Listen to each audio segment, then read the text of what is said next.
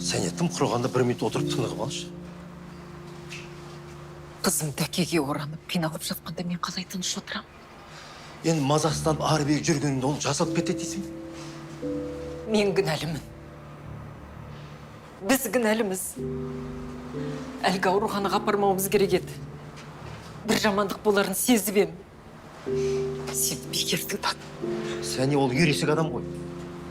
Ата-анасын талап тілегін жанына жақын қамдамау керек еді. Талап тілек дейсің бе? Иә. Біз оны мәжбүрледік берен. Сәлеметсіз. Саламатсыздар. Қызымның жағдайы қалай екен? Әлі есін жимады. Бірақ өміріне қауіп төніп тұрған жоқ. Денесінде гематомалар бар. Кір жаятын жіпке құлағандықтан жарақат ауыр емес. Денесінде сынған жерлері бар ма? Қатты зақымданды ма? Омыртқасы зақымданған. Бірақ оның салдары қандай болатынын мен әзірге айта алмаймын.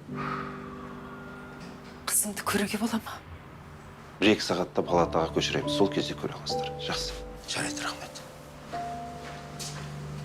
Және неге ондай әрекет жасады?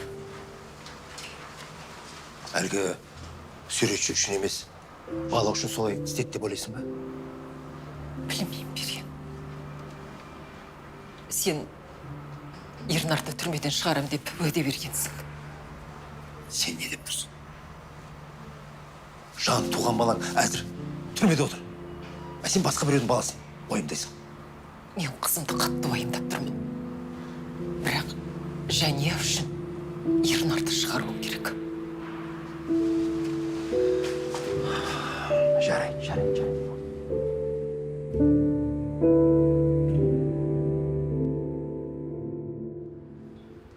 Мен шаршадым. Сені өтіріңе әбден тойдым. Бұл жолы өз мәселеңді өзің шеш. Әке, сен олай жасай алмайсың, әке. Жалынам, әке, қалай болса да мен бұл жерден шығарып алшы, әке. Мен тастап кетпеші, әке. Әке, жалынам, сен мен тастай алмайсың олай, әке. Әке, жалынам дейм. Кешіріңіз. Тағы 1 минут беріңізші. Одан артық емес. Әке, жалынам, мен тастап кетпеші дейм, әке. Сен олай...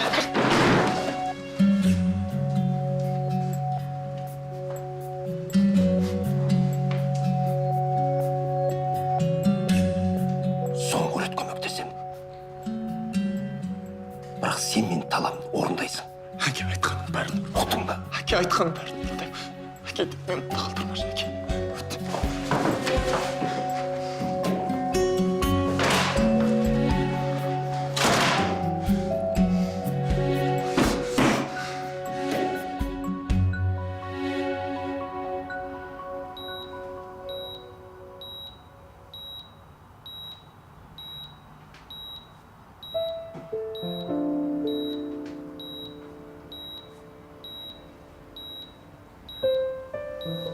Әлі жас қой, мүмкін қалпына келер.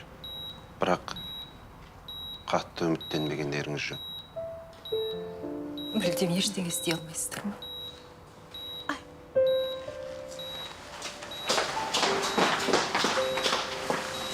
Ояндың ба, қызым? Жағдайың қалай? Анашым. Маған не болды? Бәрі жақсы болады. Уайымдама. Әзірге қозғалмаңыз. Денем ауырып тұр. Нақты қай жерің ауырып тұр? Барлық жерім. Арқам қаттырақ ауырады. Жазылып кетесің. Әзірге қозғалуға болмайды.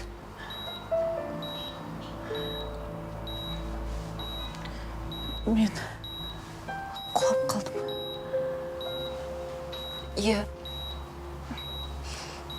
Абырой болғанда төменде ішіп болған екен. Өкінішке қарай дейміз. Сізге демалу керек. 1-2 күн осында боласыз, сосын үйге шығарамыз. 1-2 күн дейсіз бе? Сіз маған ота жасадыңыз ба? Ота жасамадық. Оның қажеті де жоқ. Жақсы, мен науқастарға бара берейін. Иә.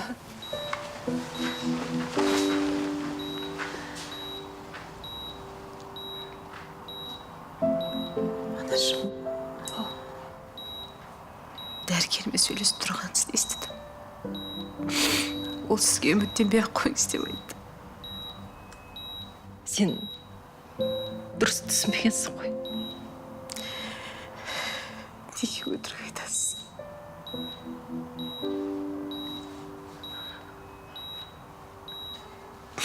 Омыртқаң зақымданды.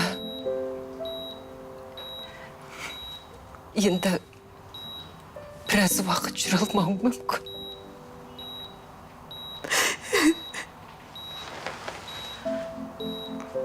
Қайта жүріп үйренуің керек, қызым. Мойыма.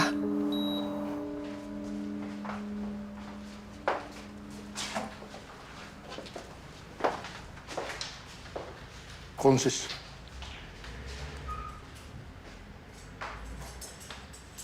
Отыр. Мә, қолыңды қой да, кете бер. Қалайша? Тез босаттыңыздар ғой. Отырғаның аз ба? Тағы отырғың келіп тұр ма? Жоқ. Мен ойымнан айнып қалдым. Оларға сол айтыңыз. Не істеп тұрсың сен? Беренге барып айтыңыз. Келісім күшін жояды. Мен ешқайда бармаймын. Ол кезде не айтып не қойғанды өзім білмеймін. Күзет! Ай, тоқта. Не айғайлап тұрсың сен? Қандай келісім? Кімге не айту керек? Берен бәрін біледі. Егер жаниядан бас тартсам, ол мен бостандыққа шығарады деп келістік. Бірақ сөзімді қайтарып аламын. Мен ешқайда бармаймын. Інім, тыңда. Мен сенің не қиялдап тұрғаныңды білмеймін. Бірақ бұл жерде Береннің ешқандай қатысы жоқ. Қалай? Солай. Сенің қолынан қаза тапты деген жігіт аман-есен табылды. Сен боссың. Жанайдар ма? Диястың ісіне болады. Жанайдар бәрін айтып берді. Тағы да жыртатын болсаң, 15 тәулікке осы жерде қаласың. Түсіндің ғой? Жоқ, саған сол керек пе?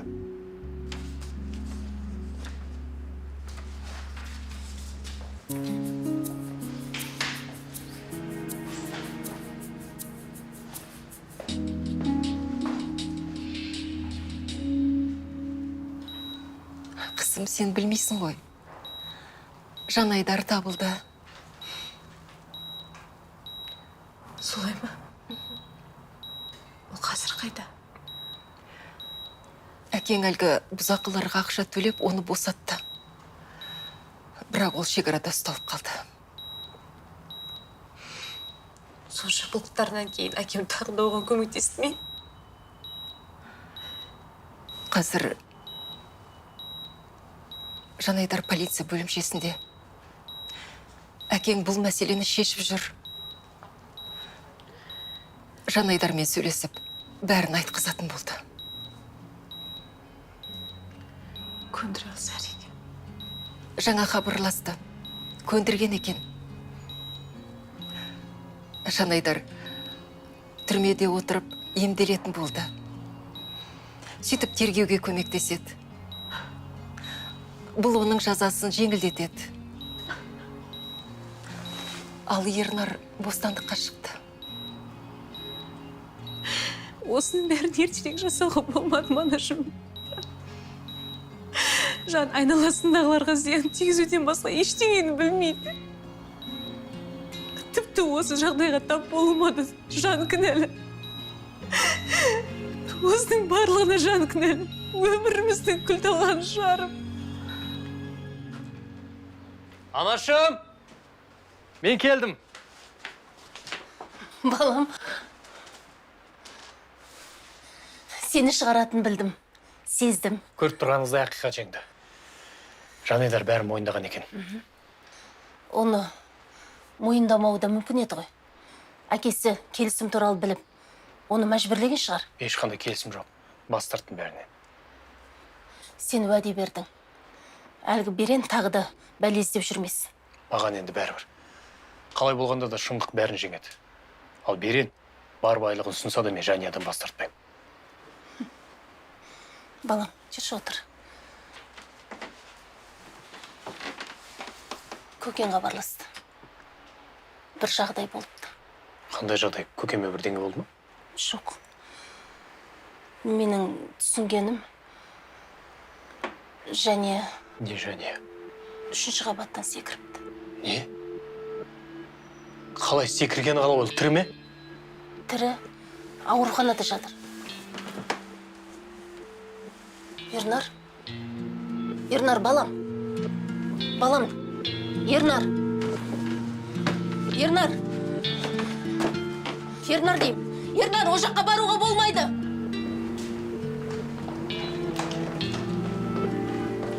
Кешіріңіз. 5-ші бағыттағы жерде. Мына жақта. Рахмет.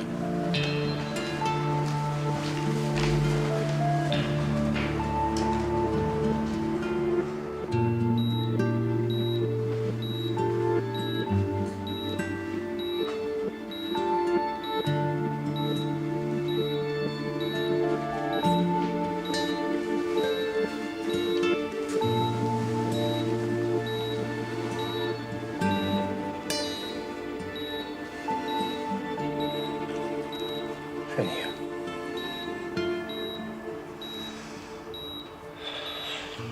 Не үшін секірді?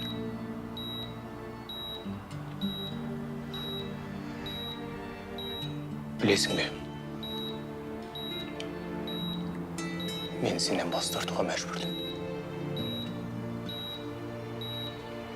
Әйтпесе саған ақымақтың сандырағын жасып нем бар. Әкең адамды үгіттей алады екен. Осының бәрі сен үшін де бар. Мен оған сендім.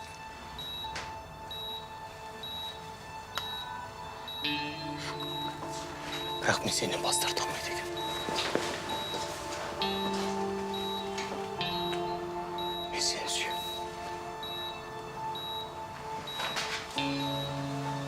Сәлеметсің. Сәлеметсің.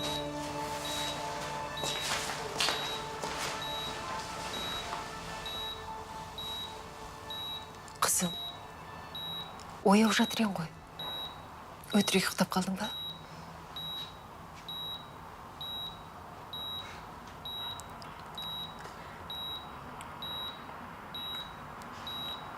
Оны мұнда келтірмеңізші.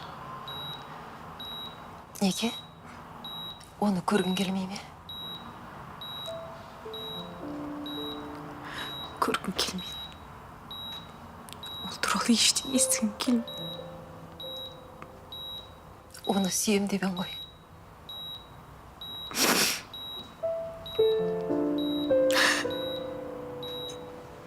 Енді сүймеймін. Әлі жассың. Жүріп кетесің. Оның үстіне күйеуге де шығу керек. Күйеуге шыққым келеді деп кім айтты? Қызым, ерте ме кеш пе? Бәрібір күйеуге шығу керек қой. Суретшіңді бекер қуып жібердің. Оның үстіне әкең де қарсы емес.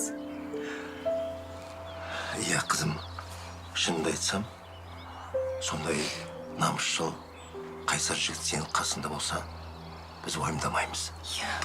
Біз де мәңгілік емеспіз ғой. Мәсіған, бұл деген жаңалық қой.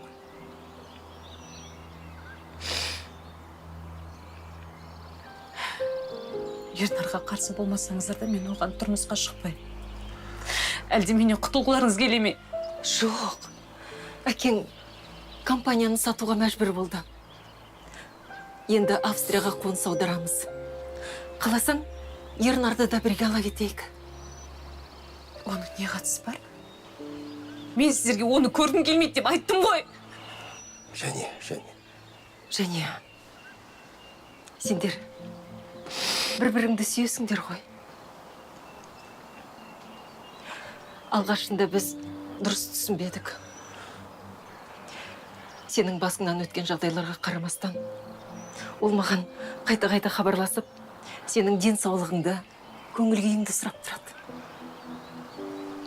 Қызым, ол Еуропаға барудан бас тартпайды деп ойлаймын.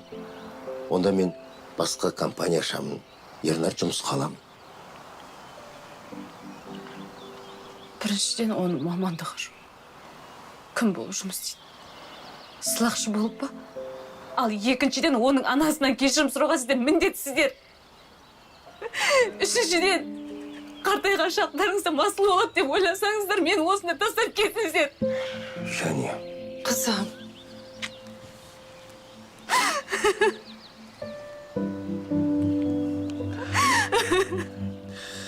Ешкімді де көргім келмейді.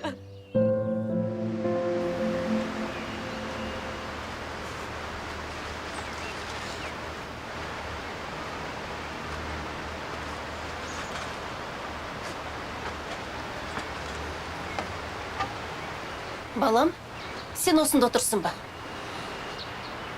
Жұмысқа орналасу үшін сұхбаттасуға барам деп едің ғой. Әуе компаниясына барып, оттан өтіп, Иә, жұмысқа қабылдандым. Енді борт серік болам. Дүйсенбіден бастап жұмысқа кірсем. борт серік. Жарайсың, құттықтаймын. Онда неге көңілсізсің? Жоқ, бәрі дұрыс. Онымен хабарластың ба? Осы мен үшінші рет анасымен сөйлестім. Және ештеңе қаламайды, тамақ ішпейді. Тіпті далаға серуендеуге де шықпайды дейді. Телефонмен сөйлескісі келмейді. Келесі аптада ата-анасы шетелге емге алып кетеді екен. Ұзаққа кетеді ме екен? Кем дегенде жарты жыл. Күзетке сені кіргізбесін деген бе? Оны ата-анасы біле ме? Анасымен бірнеше рет сөйлестім. Ол жанияны үркітіп аламын деп қорқады. Дегенмен біздің қарым-қатынасымызға қарсы емес. Енді Жания қаламаса, Ол қалайды. неге олай ойлайсың? Мен оны жақсы білем, ол мені сүйеді. Тым ұрғанда Жаниямен сөйлесуім керек. Бірнеше журналистік зерттеулерден соң прокуратура істі қайта қарауды тапсырды. Бастапқыда бұл байдың балаларының қатысуымен жасалған жол көлік апаты болса, қазір бұл іс республикаға таралып, қоғамдық резонанс тудырды. Бұл жағдайдан соң Берен Тайырұлының жағдайы мәлімделеді. Оның ұлы Жанайдар қазір тергеу изоляторында, ал кәсіпкердің бизнесі шайқалып жатыр. Берен Тайырұлы бұл жағдайды қалай шешетінін уақыт көрсетеді.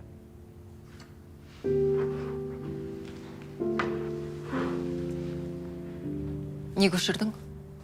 олардың не айтатынын жақсы білем. Сен де көрмей-ақ қой. Тегім үшін ұялам деп ешқашан ойламаппын. Сәния, бұл тек басы ғана. Енді журналистер құр соңымыздан қалмайды. Тырнақ астынан кір іздейтін блогерлер үйімізді аңдайды. Сол себепті бәріне дайын бола бер. Маған бәрібір. Тек мұның бәрін Жания қалай қабылдайды. Сол үшін уайымдап отырмын. Осы оқиғада кінәсіз жан, ол Жания. Бәрінен де ең көп зардап шеккен де сол. Ол бәріне төзеді. Қанша дегенмен менің қызым ғой. Екеуі қателессе, сенің балаң. Ал егер жетістікке жетсе, ол менің балам деп мақтанасың. Сәния, біз бір отбасымыз. Сондықтан бір-бірімізге демеу болуымыз керек. Отбасы дейсің бе? Сол отбасының отағасы ретінде айтшы. Жания не үшін балконнан секіргенін түсіндің бе? Әдейі секіргенін түсіндім. Ол Ернар үшін секірген жоқ. Жания екеуміздің кесірімізден сондай қадамға барды. Бала күнінен бізді кінәсіз, мінсіз адам деп қабылдап келді. Кейін қателігімізді көрген соң не істерін білмей қалды. Сол қателігімізді асықпай түзетеміз деп жүргенде, оның бізден көңілі қалды. Біз пеште емеспіз. Барлық адам қателеседі. Тәубесіне келіп, оны түзеуге ақылы жететін адамдар да болады. Бірақ көбінесе ақылы жетпейді. Бір кезде өкінбегеніммен, жанның әрекеттерінен соң еш жиып, тәубеме келдім. Сен өзің туралы айтып отырсың. Балалардың алдындағы борышың туралы айтып отырсың. Ал қаза тапқан жазықсыз адамдардың алдындағы борышың туралы ойладың ба?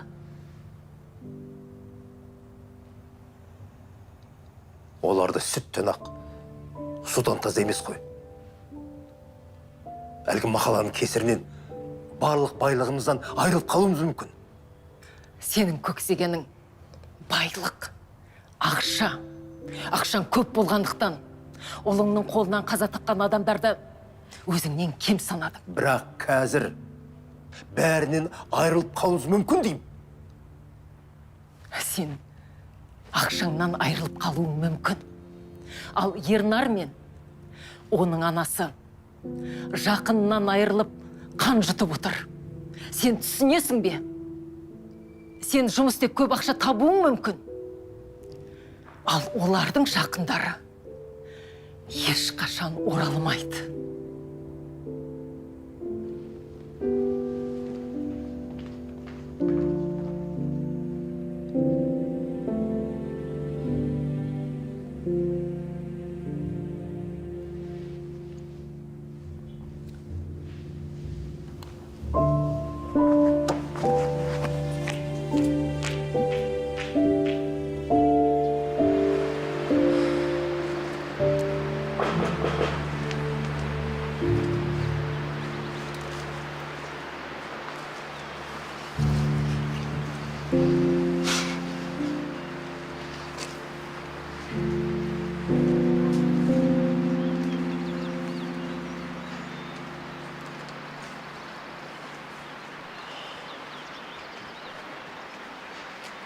Амансыздар ма?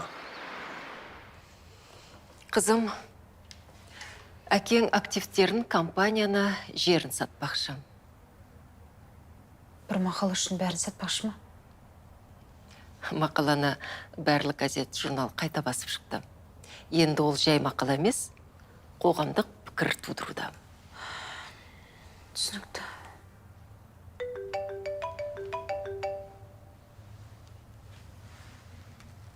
Алло? Иә. Жарайды, түсіндім. Оны өзіне айтуым керек. Және, Меру біздің үйге келе жатыр. Сен телефонды көтермепсің ғой? Тұтқаны көтермесем, демек сөйлескім келмейді деген сөз. Сонда түсінбей ме? Ол сенің жақын құрбың ғой. Мен енді достыққа сенбеймін. Ол сені көрсе қуанып қалады. Не үшін? Алло? Жарайды, күтеміз.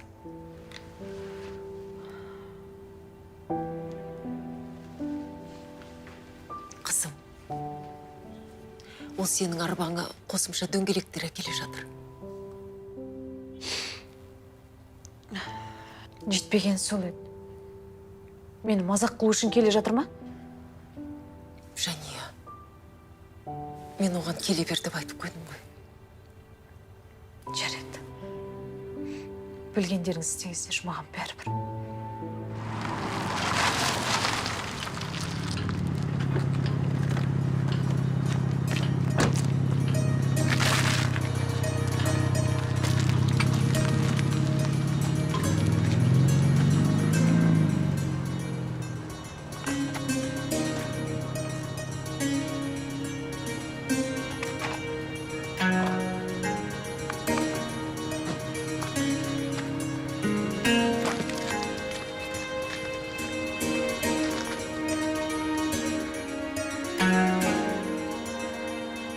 Жәния, саған келді.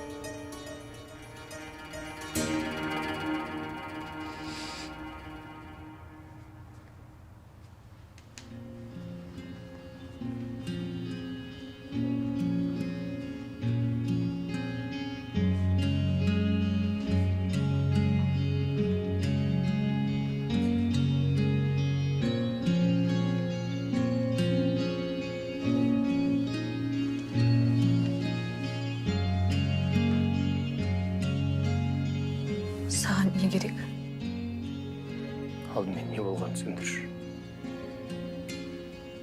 Не болғанын көрмей тұрсың ба? Содан не өзгерді?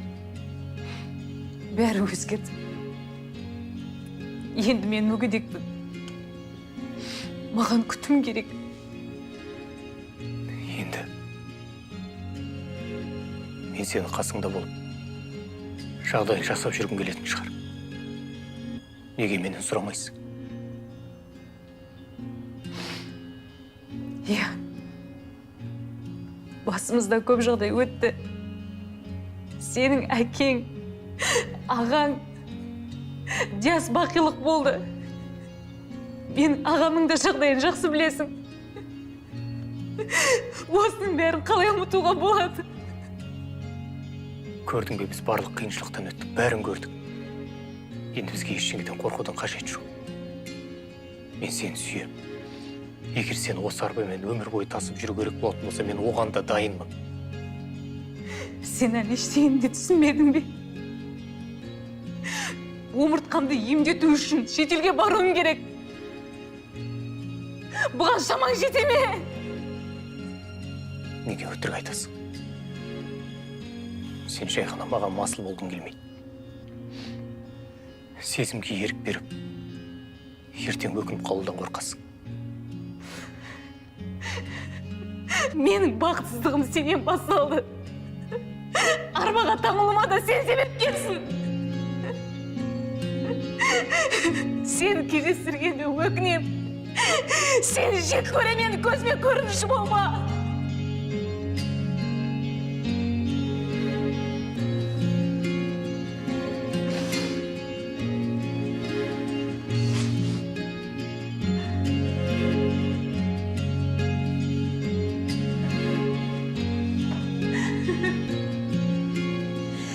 Ернар.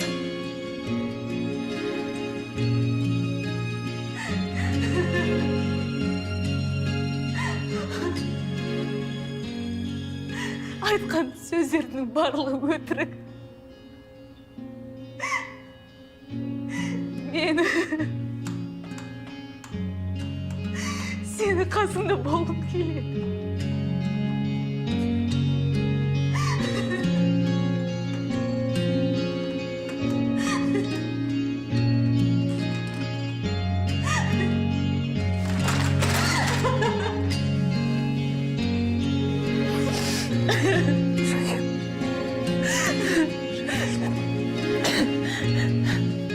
Мен сені сүйемін. Бізде бәрі жақсы болады.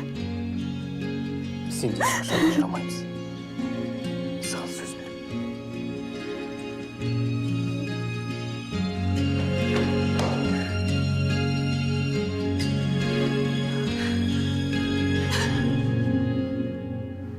Міне осылайша бірінші күннен бастап бәріне өзім кінәлі болдым. Ұлымның қылмысын жасырып, оның әрбір істеген ісіне қолдау көрсетті. Иә. Соның салдарынан ол ойына келген істеді. Алтынбек, Жоқ, жоқ. Сіздікі дұрыс, өте дұрыс. Дәл солай болды. Оның үстіне менің әрекеттерімнің себебінен қызым зардап шекті. оның осындай жағдайға тап болған өкінішті-ақ.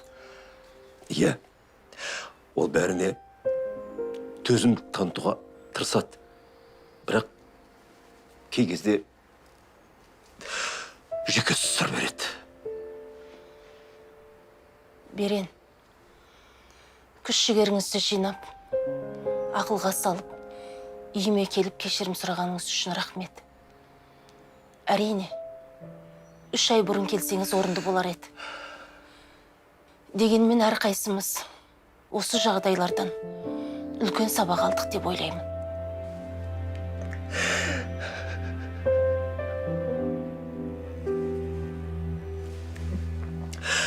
Иә, мен үлкен сабақ алдым.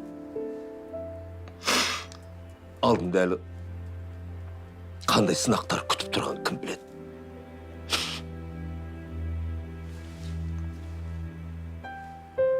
Айтпақшы, Алтынбек,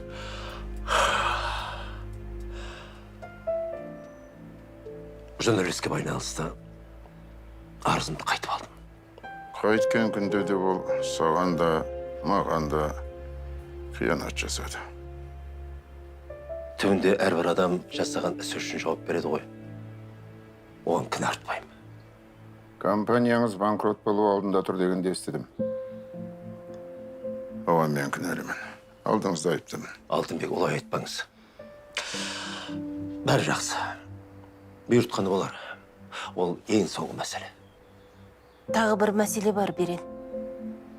Біздің балаларымыздың жағдайы не болмақ? Бұл сұрақты мен күтемін. Олыңыз өте жақсы жігіт. Бірақ меніңше кедергілерден сүрінбей өткен махаббат қана мәңгілік болады. Егер олар өзара түсінісіп, бір-бір кешірсе, онда бірге болады. Екеуіне бөгет болмаймын. Дұрыс айтасыз. Мен де олардың көңіл жарастырып кететініне сенемін. Иә, мен де сенемін.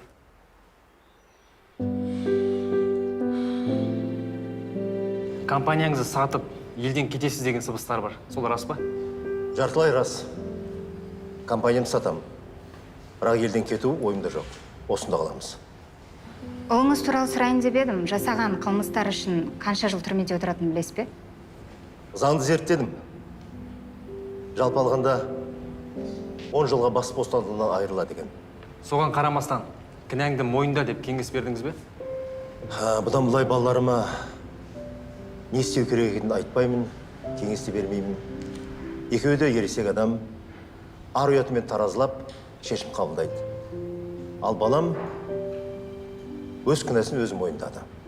Және сол ісі үшін мен ұлыммен мақтанамын.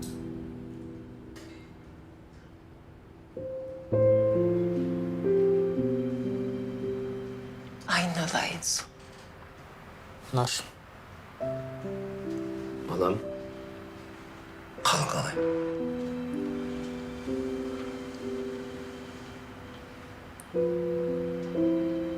Сендерді көргеніме қуаныштым. Бұлай айтам деп ойламаппын.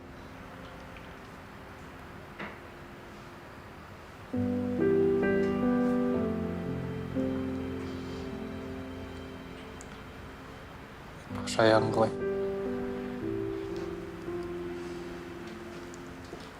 Жаман емес. Жүргенде кішкене ауырады. Бірақ дәрігер бір айда жазылады деп айтты. Балым, бізде бір жақсы жаңалық бар.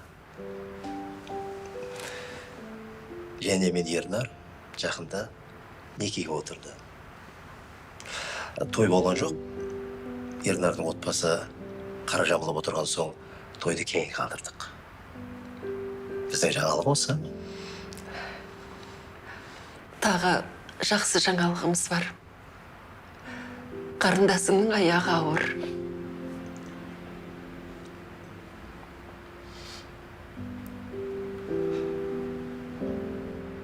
Құттықтаймын. Рахмет. Мен кешіріңдерші.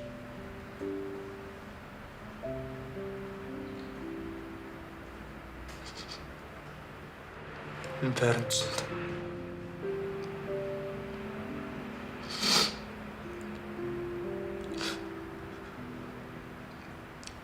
Осы жерден шыққан соң ендігі қалған өмірімді дұрыстап жүремін.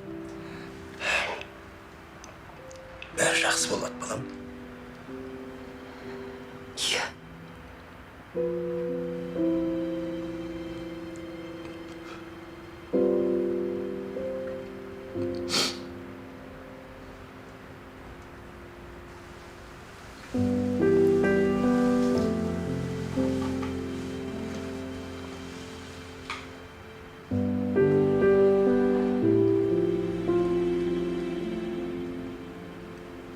Кешіріңдерші.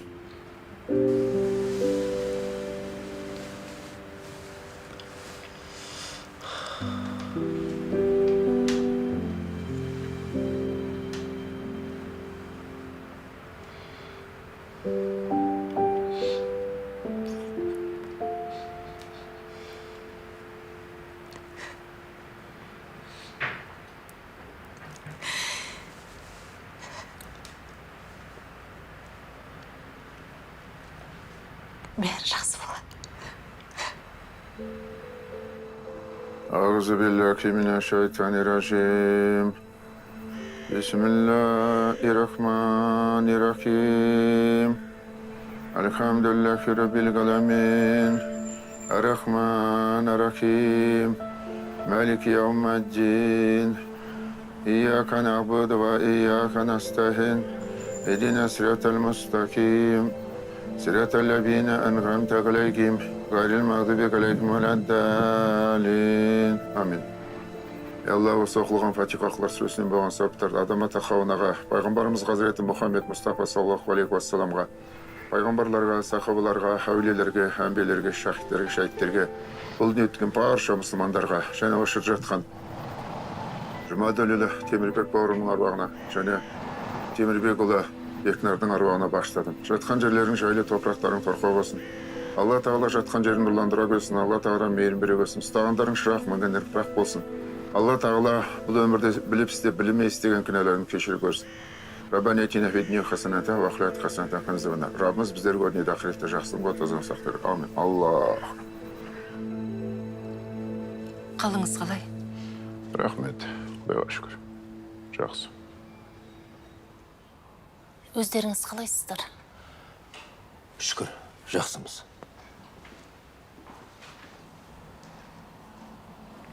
Неге үндемей отыр екен? Жүр жаңалықты айтып қуантайық.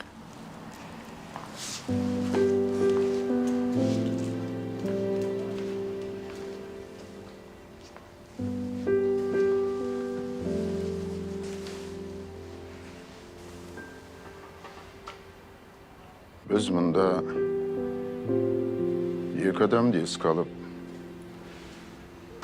аруағына Құран бағыштау үшін жиналдық. Өмірде түрлі жағдай, қасірет пен қиянат болады. Бірақ ешқашанда адамдықтан аттап өтпеу керек. Сонша қиындық болса да, екі отбасы бірігіп, тату-тәтті отырғанына қуанам. Әрине, басқа жағдайда танысып табысуымыз керек еді. Бірақ өмірдің өз заңы бар.